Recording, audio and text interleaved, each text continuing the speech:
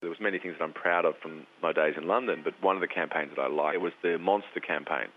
And that's because it's had a real edge to it, and because it was grounded in a real frailty and a real truth about people. So the premise that the creators and all that worked on, which I thought was brilliant, was, beware of the voices. And I always like advertising and commercials that sort of fucks with people's emotions. So it's more than just a clever script, or it's more than just a visual feast. It's something that actually pulls some emotional string on you. Because most of what we do is pretty much disposable. We create this magic and all that sort of stuff, and then poof, it's gone. And maybe I sort of tend towards a little bit of the darker side of things. I quite like darker humour and stuff like that, because there's just a little bit more edge to it. And it helps that the spots were bloody funny and really well directed. It didn't come across as ad bullshit. But I always think, some of the best insights come from creative people sitting in a room together talking about it, wrestling with ideas. And just that thought about, actually you can't trust yourself, it's kind of a very powerful thought, and it feels like it completely goes against the grain. And I just remember having that first discussion about that, thinking actually there's a real nugget in that. A lot of my favourite stuff that I've ever been associated with, monsters and armies and NSPCCs and even the Echo stuff and all that, have been the easiest. Hang on, just hold the phone for 1 sec. Hang on. Sorry. Darling, can I call you back?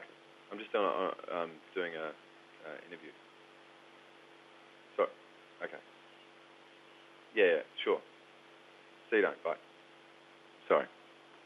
The hell was I saying? Yeah, sorry.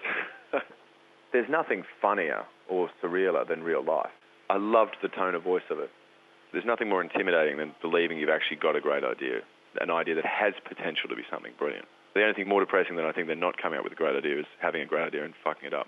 Part of what excited me about Monster was actually then allowing to get into the absolute nuances of everything. And what Monster became for me was really about giving it enough space and life to breathe and to live up to its potential is also just as crucial. Every single element of it, I know we sweated over. We overthought everything. Then we'd have to sort of pull ourselves back and try not to smother the idea, go to bed at night still stressing about the craziest little things about something. I think you have to. You've got to sweat the detail. What are the, gold is in the detail, isn't it? Whatever. Blah, blah, blah, blah, blah. That's ridiculous, because it was about 6. See, I'm a rambler. Put down the phone and I'll keep on talking.